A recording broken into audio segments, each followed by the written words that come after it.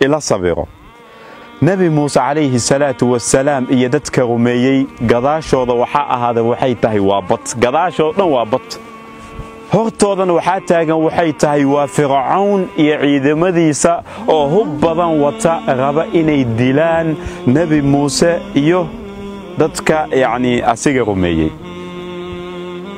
kadib xaaladaas marka lagu sugan yahay dadkana Muuse rumeeyay waxay dhaheen waxay tahay inna la mudrakuun anaga way inoo dhamaatay waana la dilaya way niyad jabeen nabi Muuse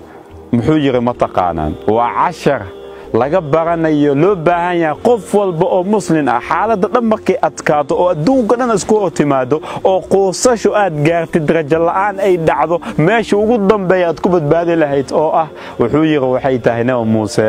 كلا إن معي ربي سيهدين ماي أيويري ربي عز وجل الله عز وجل أي بدبالنا يا حالة أي بحنية كذب وحال أمر وحيتها إن أشيس وبدأ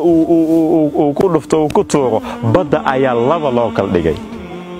ما دام آد هيستت إلهي سبحانه وتعالى وكبد بالنا حالة آد كجرتنا وكاد بحنية وكو غرغارية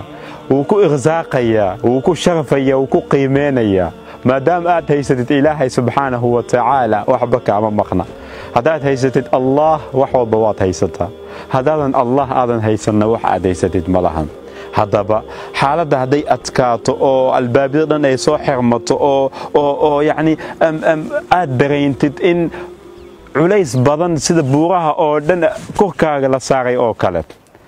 قعمها ربي أتاغو أسيق أيا كابحنية والله الباب آدم فلنينين أيو إلهي سبحانه وتعالى وكفرية أسيق كوكال صونو اسكديب هانا قوسانين هانا رجل لغن سوى البحارات ايواتكاتو الله أياك أذك عز وجل